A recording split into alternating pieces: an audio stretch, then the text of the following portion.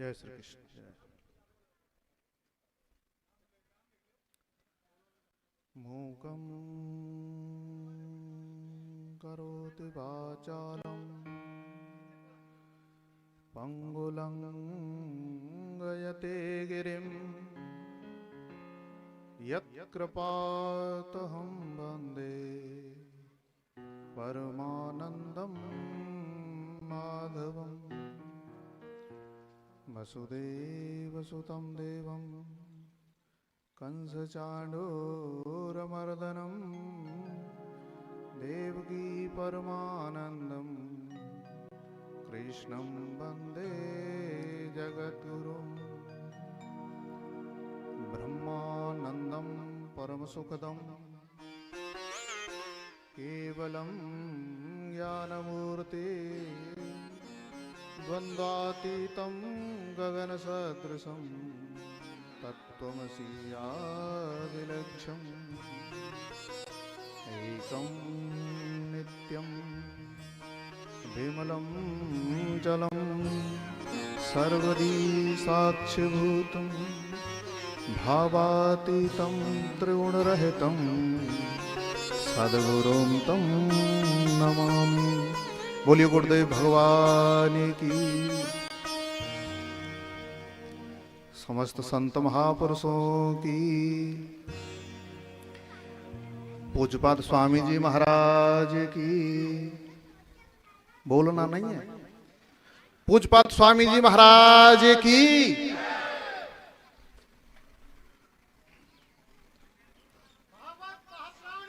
जय जय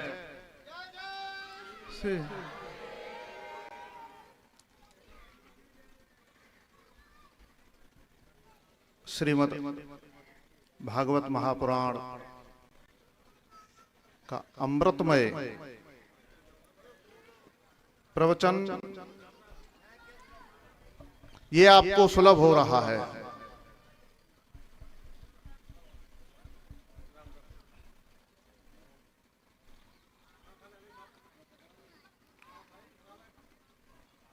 5 मिनट बैठ जाओ बेटा, ज्यादा देर को काम ना है। अच्छा, सोफा बांध के व्यवस्था सब बनी रही। हाँ, और व्यवस्थापक बैठ जाओ। ये श्रीमद् भागवत महापुराण देवताओं को भी सुलभ नहीं है,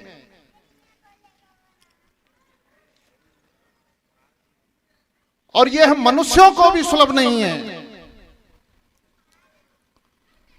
यह भागवत तो हमारे स्वामी जी जैसे महान संतों की जिसके ऊपर कृपा हो जाए उसको सुलभ है।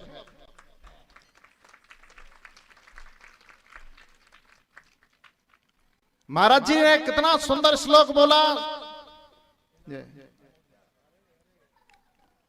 ईश्वर सर्वभूतानां हृदय से अर्जुन तिष्ठति। जय श्री कृष्ण। श्रीमद् भगवद गीता, भगवान हृदय में तिष्ठति, बैठे हैं, विराजमान हैं। ये बात कह रही है गीता जी। और गीता उपनिषद और ब्रह्मसूत्र ये प्रस्थानत्रयी, ये बात झुकाव ले जाती है वेदांत की तरफ, ज्ञान मार्ग की तरफ। माने भगवान हृदय में स्थापित हैं, यह बात बताई ज्ञान मार्ग ने।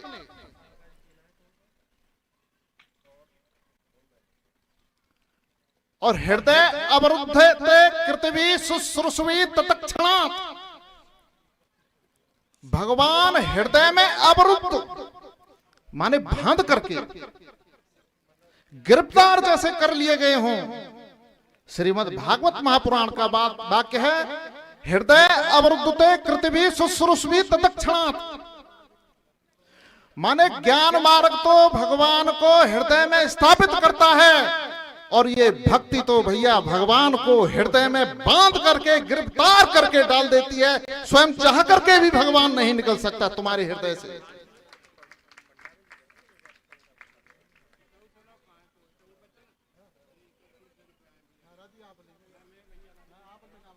भैया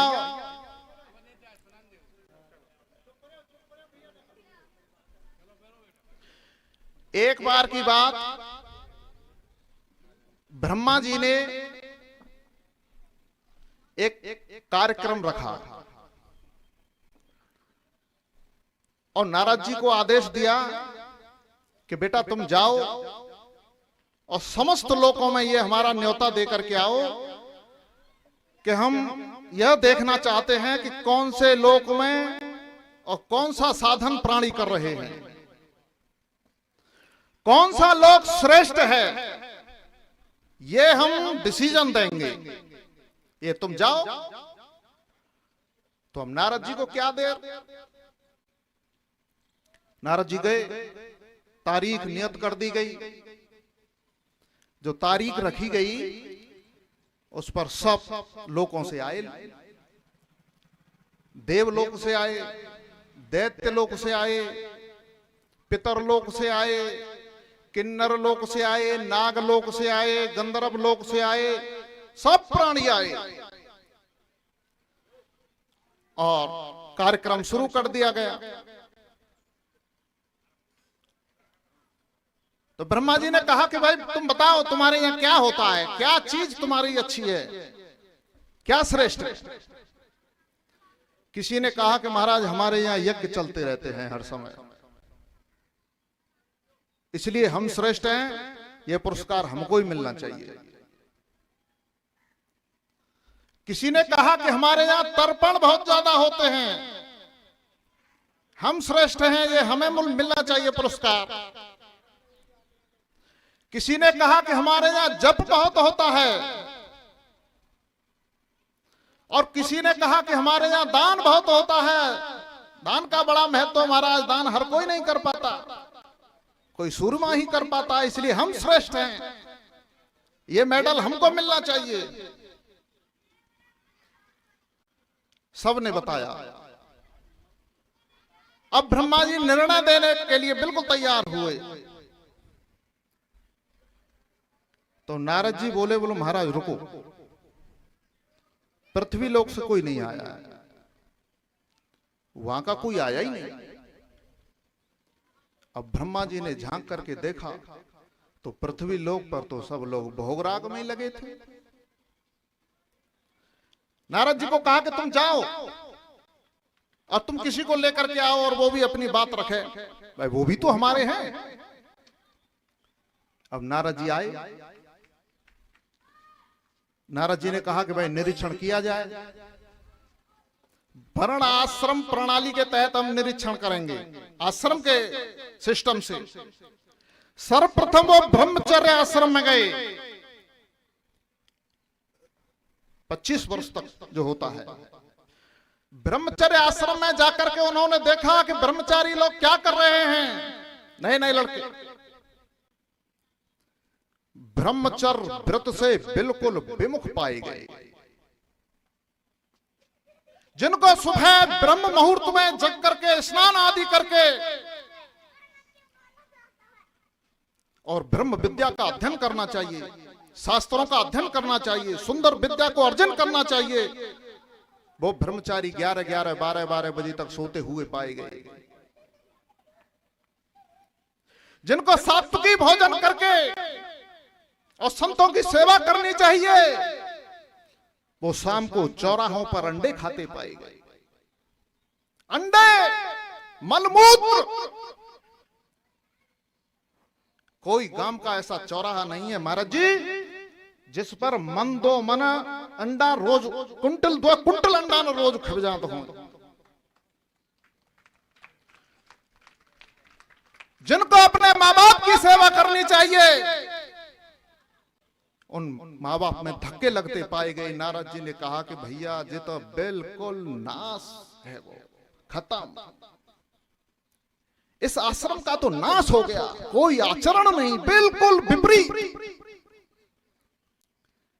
अब नारद जी ने सोचा कि चलो गृहस्थ में चलें, दूसरे पायदान पर गृहस्थ का नंबर, गृहस्थ में चलें, क्या सदाचरण हो रहा है, गृहस्थियों में से ही किसी को ले चलें, वो चले जा करके ब्रह्मलोक में अपनी बात तो कह दे कम से कम। अब वहां ब्रह्म गृहस्थियों के पास गए तो वहां तो और बिल्कुल उल्टा, बिल्कुल आचरण पाया गया। गृहस्थियों में, पति पत्नी में घूंसा और लात चलते पाए गए और एक दूसरे के प्रति समर्पण नहीं, बिल्कुल विपरीत स्वभाव पाए गए। और जिनको अपने पति के ही पराये रहना चाहिए वो पर पुरुष का गमन करती पाई गई, और जिन पुरुषों को ब्रह्मचर्य व्रत का धारण करना चाहिए, एक पत्नी व्रत रहना चाहिए, वो पराई नारी का आचरण स्पर्श करते पाए गए, पराई नारी का गमन करते पाए गए। इसलिए यह ग्रस्त तो बिल्कुल घोर गर्त में पाया गया। नारद जी ने सोचा कि भाई गए ये, इनका भी पतन हो गया। अब नारद जी ने सोचा कि वानप्रस्थ में चलें। महाराज, मैं ये बात इसलिए कह रहा हूं कि स्वामी जी ने ये चारों आश्रमों का वर्णन 5 मिनट पहले किया है। कथाओं की अधिकता के कारण महाराज जी ने बहुत सूक्ष्म कर दिया है। मन मेरा आ गया कि इसी पर कुछ कहूं। वानप्रस्थी की जो 45-50 से लगती है, वैसे 45 के ऊपर जो 60-65 की उम्र के जो हैं, उनका आचरण तो जिनको भजन करना चाहिए वो पत्ते खेलते पाए गए। उस उम्र में अश्लील चर्चाएं करते पाए गए, उस उम्र में। और सबसे बुरी बात महाराज जी इस समाज में वर्तमान में देखी जा रही है कि निरंतर कांग्रेस और बीजेपी सपा फपा खपा जपा जय चर्चा पाई गई। जाके अलावा कच्छु नाए, बहुत तो ऐसे आदमी है स्वामी जी 24 घंटा तक लगातार जय चर्चा कर सकते हैं। बीजेपी, कांग्रेस, सपा भपा खपा क्या है भाई ये? इस अनात्म चर्चा को छोड़ो। तुम इस चर्चा को करके अपने नरक का रास्ता प्रशस्त कर रहे हो। उतनी देर में तो तुम चिंतन कर लो, उतनी देर में तो तुम किसी महापुरुष के प्रवचन की पुस्तक पढ़ सकते हो, उतनी देर कीर्तन कर सकते हो।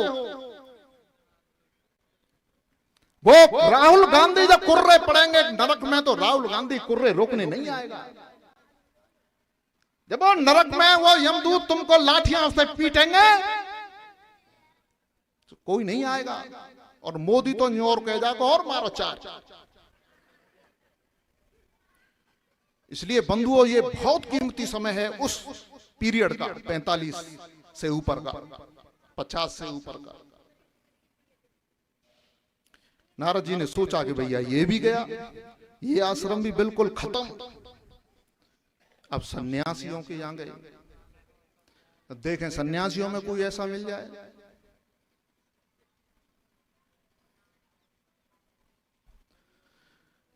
सन्यासियों में तो मुकदमा चलता पाए। नेक नेक बात पे लाठी डंडा चलता पाई गई। मेहनतई के पीछे घूसा मारो हमने होत देखी। स्त्रियों का वो संसर्ग करते पाए गए। इसलिए सन्यास आश्रम भी बिल्कुल भ्रष्ट हो गया। सबकी नहीं कह रहा हूं, तथाकथित की कह रहा हूं। अब इस घोर गर्त को देख करके नारद जी लौट करके उदास मन से फिर ब्रह्मलोक में पहुंच गए।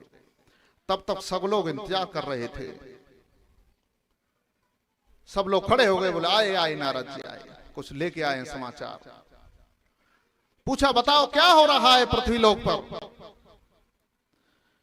नारद जी ने कहा कि बोले पिताजी पृथ्वी लोक पर तो महाघोर हो रहा है, बहुत नरक है। सब लोग भोग परायण हो रहे हैं, सब लोग देह परायण हो रहे हैं, सब लोग अनाचार, पापाचार, कामाचार, भ्रष्टाचार, बुरे बुरे ही कर्मों को कर रहे हैं। तो बताओ नारद कौन सा लोक श्रेष्ठ है। नारद जी बोले कि फिर भी पृथ्वी लोक ही श्रेष्ठ है, क्योंकि वहां भागवत होता है।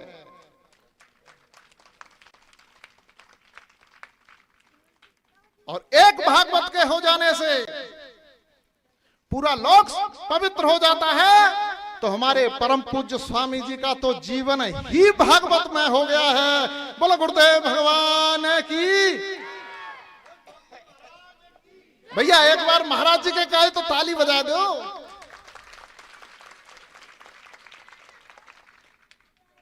ताली बहुत अच्छी बजाना है।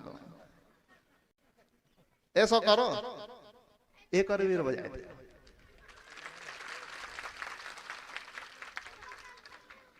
तो ने को गोपालन तक आदमी बजाए दो,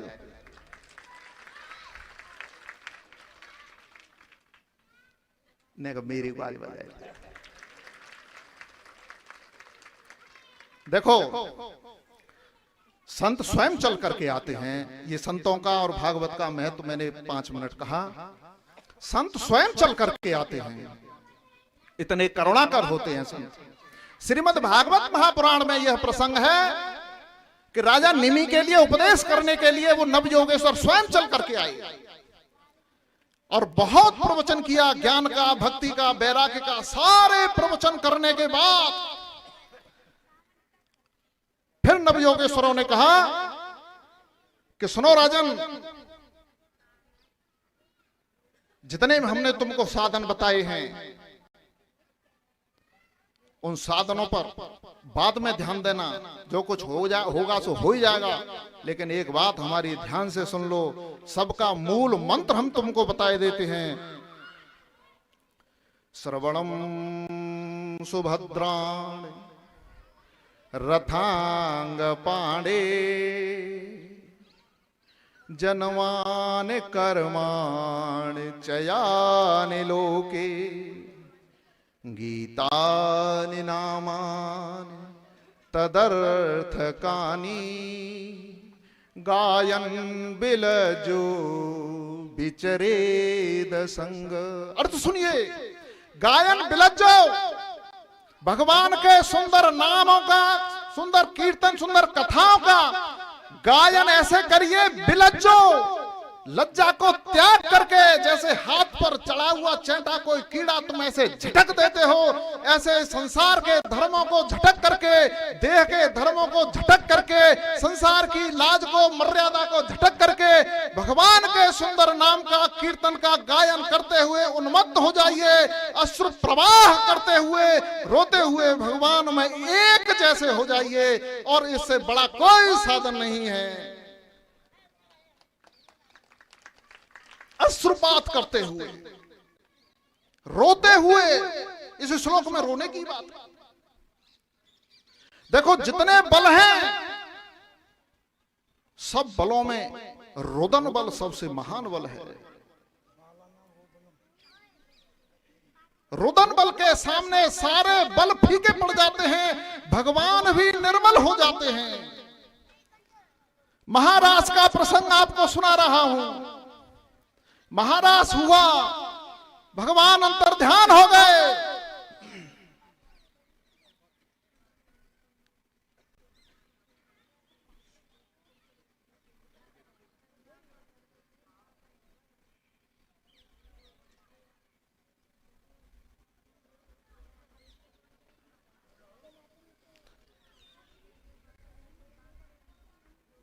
बोले, बोलो बोलो भारत, बैठ जाओ, 2 मिनट बैठ जाओ भगत जी, बैठ जाओ, सब व्यवस्था है जाएंगे। भगवान अंतर्ध्यान हो गए रास में से। अब गोपियों ने कहा कि हे प्रभु, गोपियों ने प्रार्थना करी, आराधना करी, हे प्रभु, हे दीनानाथ, हे करुणा सिंधु, हे गोपेश, हे गोप का कांत, हे राधिका कांत, हे माधव, यदि हमने कोई कर्म किया हो, शुभ कर्म, तो आप उसके प्रभाव से प्रकट हो जाइए। यदि हमने कोई तप किया हो तो आप उसके प्रभाव से प्रकट हो जाइए। यदि हमने कोई दान किया हो तो आप उसके प्रभाव से प्रकट हो जाइए। यदि हमने पतिव्रत धर्म का निर्वहन किया हो तो आप उसके प्रभाव से प्रकट हो जाइए। भगवान किसी भी सत्कार के प्रभाव से प्रकट नहीं हुए। और फिर श्री सुखदेव भगवान अपने आंखों से आंसू बहाते हुए फिर लिखते हैं, जय हो। रुदो स्वसर राजन कृष्ण दर्शन लालसा। हे परीक्षित, सारे धर्मों का, सारे बलों का आश्रय छोड़ के फिर उन गोपियों ने रोना शुरू कर दिया। रुधु स्वसर, अपने स्वसुर में, ऐसे नहीं कि ये दूसरी रो रही है तो मैं रो पड़ूं, अपनी आत्मा से रो पड़ी और उसके प्रभाव से भगवान प्रकट हो गए। बोलो गोविंद भगवान प्रति क्षण प्रत्येक स्थान पर स्थापित हैं भगवान। केवल हम पर रोना आना चाहिए। रो रहे हैं हम संसार के लिए, वही रोना परमात्मा से जुड़ जाए तो कहीं बहुत दूर नहीं है। गोपियों के भाव से रो जाओ, तुम द्रौपदी के भाव से रोना सीख जाओ। देखिए, मैं आपको एक और कथा सुनाता हूं। भीष्म जी महाराज से यह प्रश्न किया संतों ने एक सभा में कि हे पितामह भीष्म, आपसे बड़ा कोई धर्म का जानने वाला नहीं है, आपसे बड़ा कोई महात्मा नहीं है, आपसे बड़ा कोई भगवत भक्त नहीं है, और आपकी उपस्थिति में द्रौपदी का चीर हरण हुआ।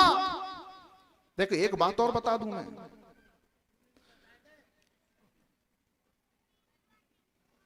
महाराज वक्ता की लाइन कट जाती है ना। एक बात और कहता हूं, ये कहते हैं ना वक्ता लोग, मैंने कई जगह सुना है कि द्रौपदी ने भगवान को कोई कपड़े का टुकड़ा पहले दे दिया था, उसके बदले में भगवान ने उसकी लाज बचाई थी। मैं उनको ये बात पूछता हूं, क्या उस टुकड़े को द्रौपदी न देती तो क्या भगवान उसको नंगा हो जाने देते? तो क्या भगवान बदला चुकाते हैं?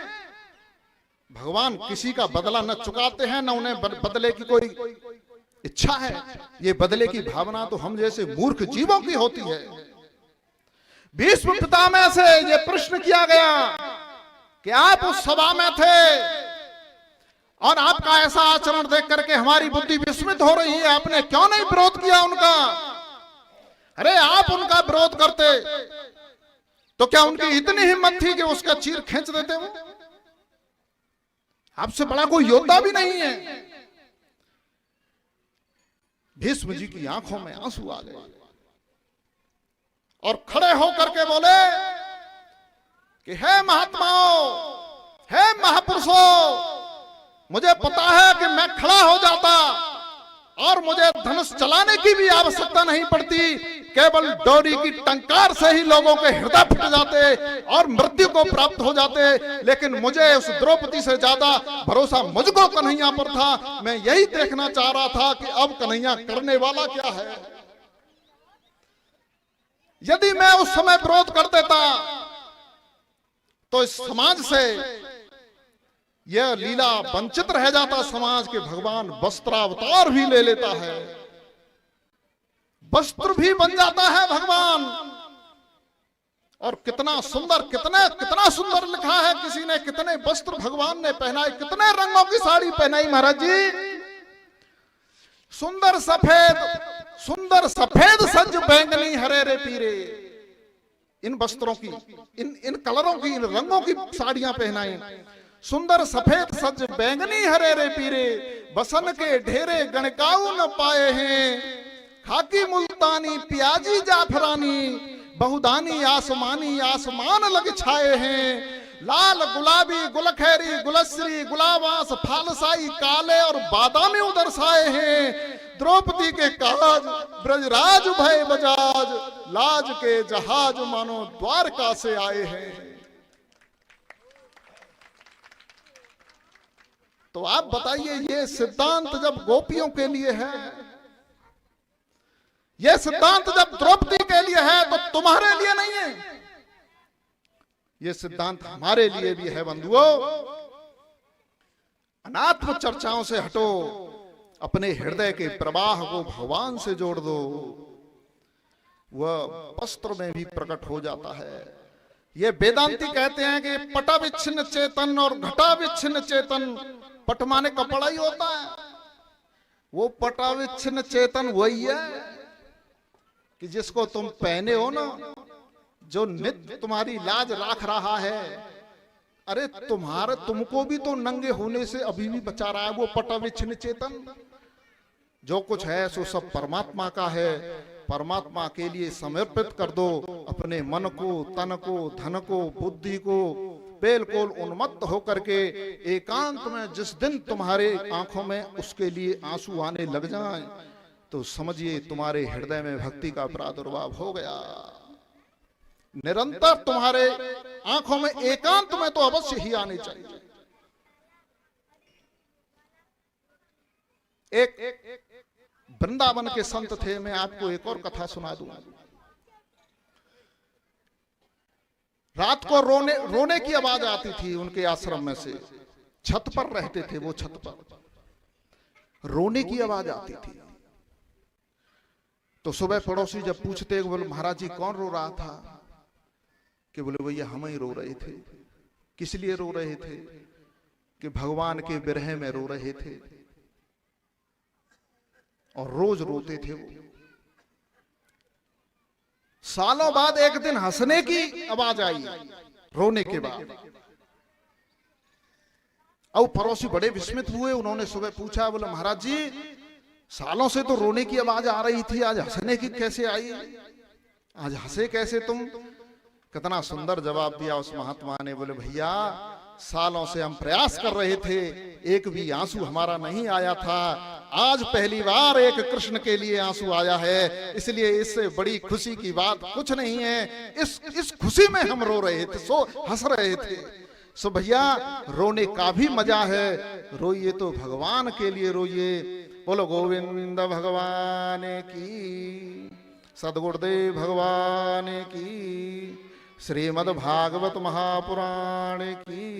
महाराज जी की आज्ञा का पालन हुआ मात्र, और महाराज जी आज्ञा करेंगे तो फिर महाराज जी की आज्ञा का पालन ही होगा। बहुत बहुत धन्यवाद। स्वामी जी के श्री चरणों में कोट कोट बार प्रणाम। बोलो सतगुरुदेव भगवान की।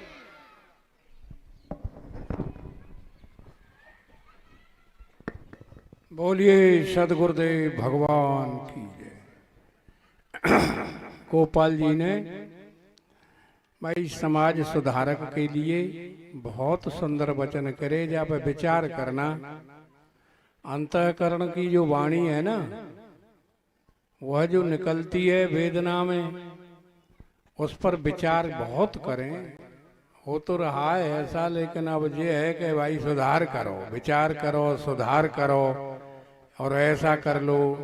अच्छा लाइव पूरे विश्व में जा रही है, ये अमेरिका को जा रही है, ठीक है ना? तो भाई इन बातों पर आप विचार करना है, थोड़ा बदलना है। लाला ने बहुत सुंदर शब्दों में प्रयोग किया है और वेदना प्रकट करी है कि ऐसा नहीं होना चाहिए। हमारा देश भारतवर्ष कर्म प्रधान देश है, सनातन धर्म का अनुयायी है। भारतवर्ष महान है, ऋषि मुनियों की खान है, इसके समान ना और देश कोई देखा चरित्रवान है। गंगा बहती जाती है, जमुना शोर मचाती है, दूर दूर से जनता इसमें यहाँ नहाने को आती है। पानी सुधा समान है, जाने सकल जहान है, ऋषि मुनियों की खान है, इसके समान ना और देश कोई देखा चरित्रवान है। ये तो चरित्रवान देश है। चरित्र का निर्माण करने के लिए हमारे गोपाल जी ने बताया। बहुत बहुत उनके लिए धन्यवाद। अब